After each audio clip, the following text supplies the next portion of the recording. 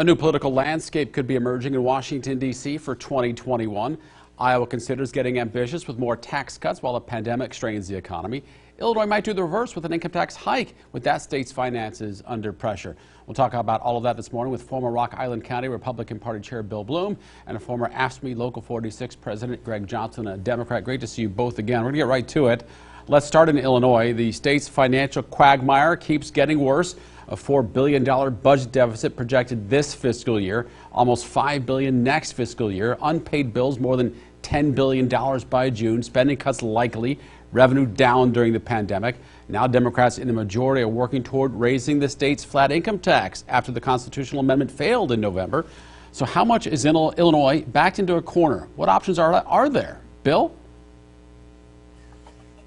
I don't know. Illinois got a very tough road to hoe.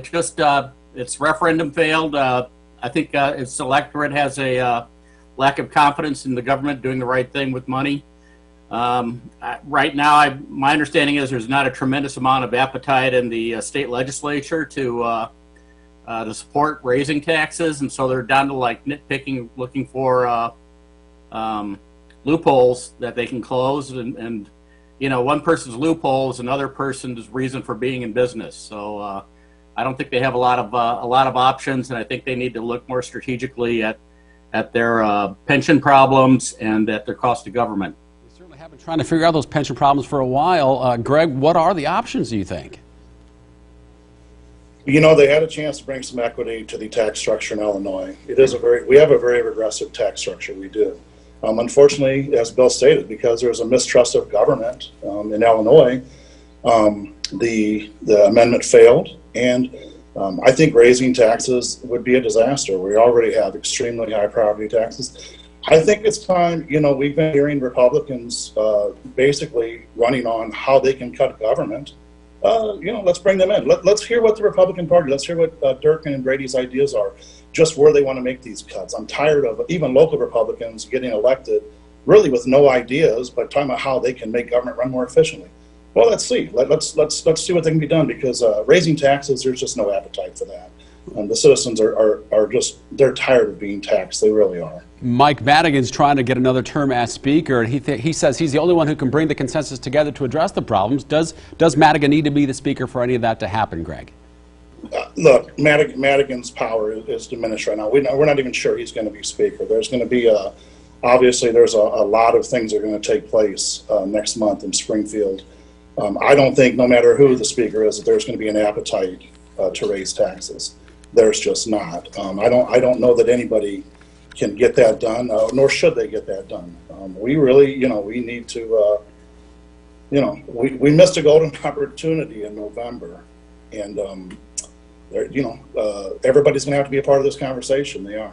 Bill, I know you're not a Madigan fan. I'm going to move on to the next topic, certainly. I just wasn't sure whether or not the Democrats felt that Madigan needed to stay in power. On the opposite end of the spectrum, Iowa Governor Kim Reynolds is pushing her Invest in Iowa plan that would cut state income tax and property taxes while increasing sales taxes. Reynolds says it would raise money for mental health programs and water quality initiatives. There is support from business groups for this. Some Republicans in the state legislature, though, somewhat cautious about doing this while in the throes of the pandemic. How risky is the timing for this approach, do you think, Bill? I think it's definitely worth discussing. I think anytime you restructure taxes so that you leave people in charge of their own income instead of taking it taking it up front and saying, you know, what we're doing is more important than what you're going to use it for. We leave people with their money so they can make decisions on where they're going to spend it. That's always worth looking at, and moving it towards consumption.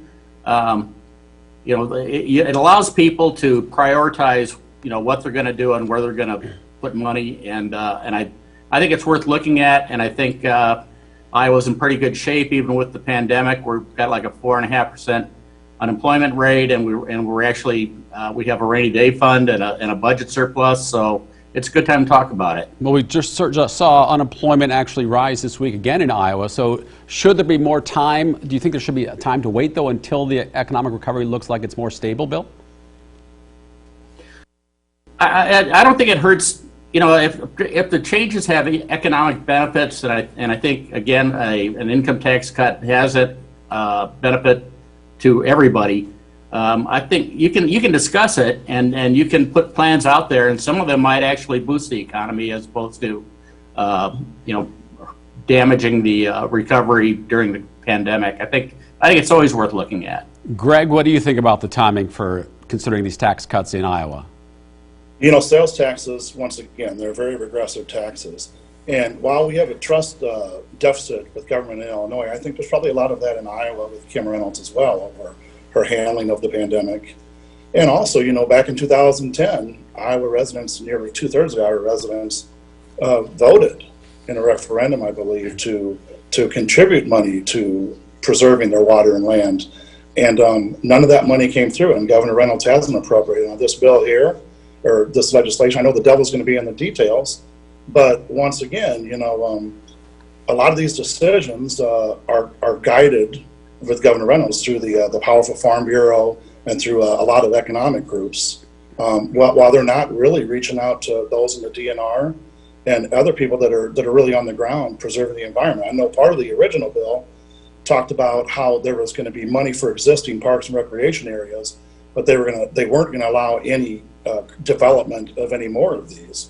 I think that that there's the details going to have to be ironed out, but you have to give everybody a voice, not just a couple very powerful lobbying groups, in order to get something like this done.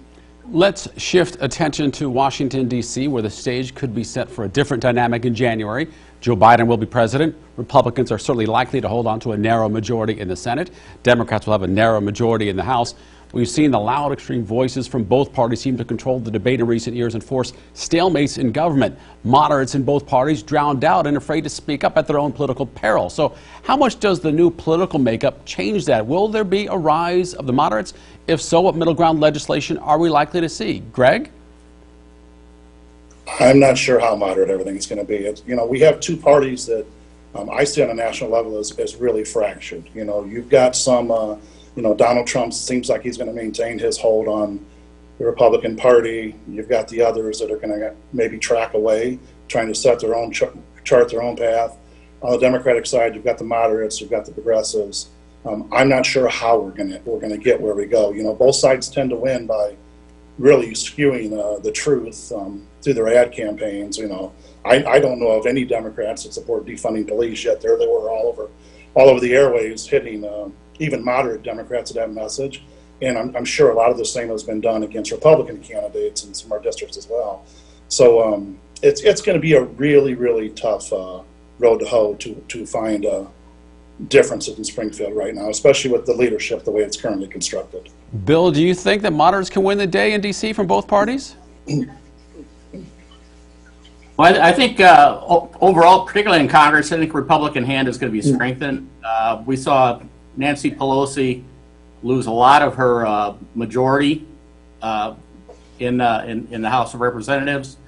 13 Republicans are probably going to be added. There's a couple that are still, not finalized yet to the Republican House. We're going to hold the Senate, like you said. I think.